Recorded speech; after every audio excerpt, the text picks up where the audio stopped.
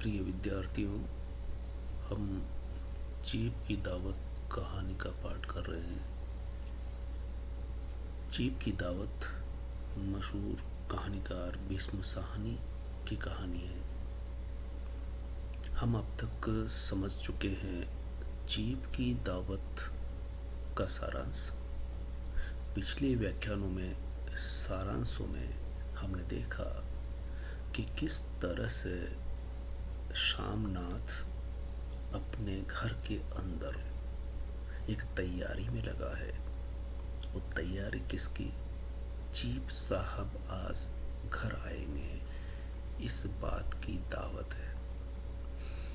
और अंत में सभी सामानों को समेटते समेटते वह कह बैठता है कि सामान को समेटा जा सकता है, सामान को रखा जा सकता है, लेकिन माँ को कहाँ रखा जाए, ये एक झमेला ही रहेगा।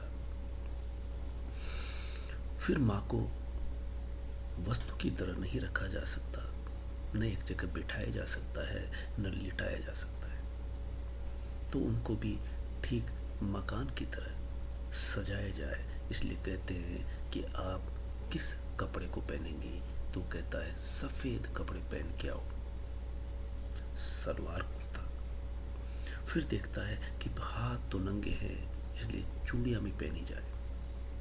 तो चूड़ियों की बात पर वो ये सुन कर के भड़क जाता है जब वो कहती है कि चूड़ियाँ सोने की तुम्हारी पढ़ाई में बिक गई।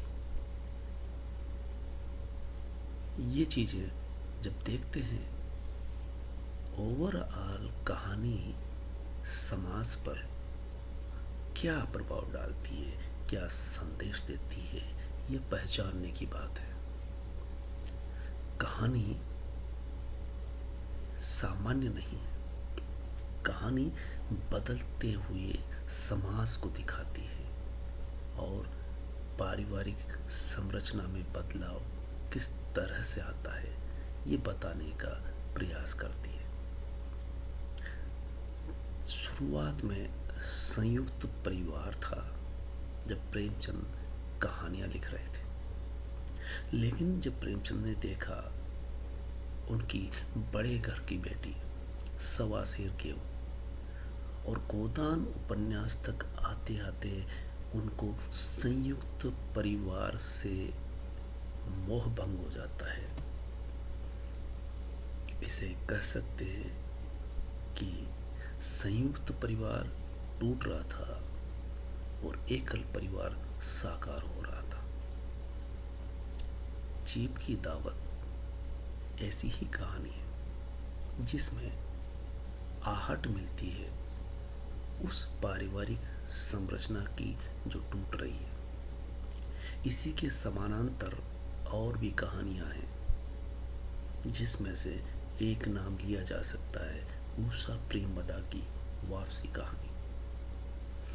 वापसी कहानी में नई पीढ़ी पुरानी पीढ़ी को नजरअंदाज करती है। दोनों में समानता है, विषमता है, अंतर है कि दोनों में नई पीढ़ी पुरानी पीढ़ी के साथ जो व्यवहार करती है उसको दर्शाया गया है। ये कह सकते हैं कि माता पिता पर और भी कहानियां हैं। 40-50 के दशक में पारिवारिक बदलाव हो रहा था, परिवार की संरचना को झटका लग रहा था। ये कह सकते हैं कि परिवार टूटने की कगार पर था और इस टूटन को, संबंधों की टूटने की कहानियों से व्यक्ति में अकेलापन, अजनबियत, अनिश्चय बोध और अलगाव दिखाई दे रहा था। माँ बाप के प्रति नई पीढ़ी का सरोकार संबंध बिगड़ रहा था। इस तरह की कुछ कहानियां हैं जिसे हम यहाँ उल्लेख कर सकते हैं। चीप की दावत भीष्म साहनी ने कुछ ऐसी ही कहानी लिखी है जो उस चौराहे पर खड़ी है जो संयुक्त परिवार की टूटन को दिखा रहा है और एकल परिवार को तवज्जो दे रहा है। इस तरह की कहानियों में आती है। ये बदलाव का असर कुछ कहानियों में दिखाई देता है। गुलरा के बाबा, कर्मनाशा की हार, आर्द्रा, देवा की माँ, अकेली, मनु भंडारी की कहानी है। डिप्टी कलेक्टरी जो प्रथम वर्ष में आप पढ़ चुके हैं, वापसी कहानी के साथ। बिरादरी बाप, राजेंद्र यादव की ऐसी ही कहानी है जिसमें माता पिता के साथ नई पीढ़ी असहज महसूस करने लगी है, दायित्व बोझ से मुक्त होने लगी है। जबकि दावत में माँ के लिए बेटा शर्म महसूस कर रहा है और वो समझता है कि किस तरह से माँ को छुपाया जाए, समाज से, मिलने वालों से, जीभ से, यानी जीभ की निगाह में माँ बेबंद की तरह होगी, इसलिए उसे शर्म महसूस होती है। कहानीकार ने एक संदेश दिया है और संदेश बड़े अप्रत्यक्ष तरीके से दिया है कि उसे फालतू सामान के समकक्ष माना गया है। ये बदलाव नई पीढ़ी में आ रहा है। इसी तरह से एक टूटी हुई आत्मा में माँ बाप के लिए समय नहीं है। परिवार का ये संबंध यही नहीं ठहर जाता कि माता पिता से नई पीढ़ी का बर्ताव बदल रहा है, बल्कि ये आगे बढ़ता है और बहन भाई का संबंध, कमरा और गली, जिंदगी और गुलाब।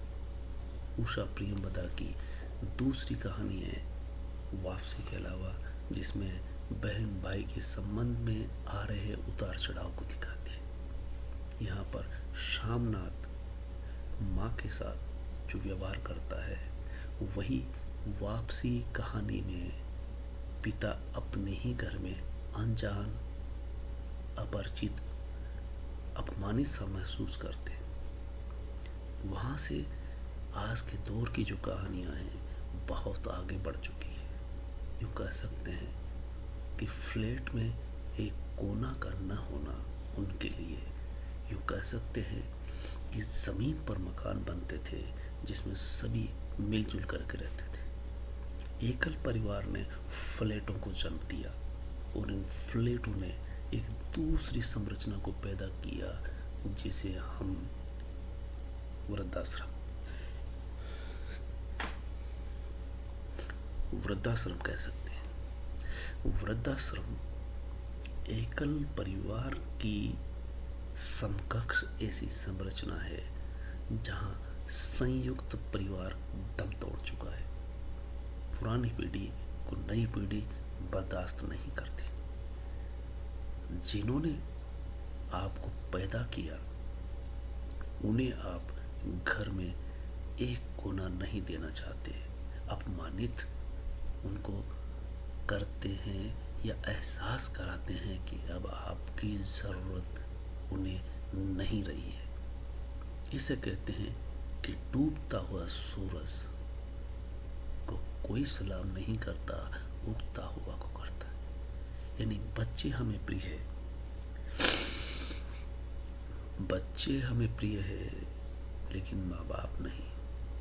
ये बदलाव हम जीभ की दावत में शुरुआती दौर में देखते हैं, ठीक वैसे ही जैसे वापसी कहानी में होता है।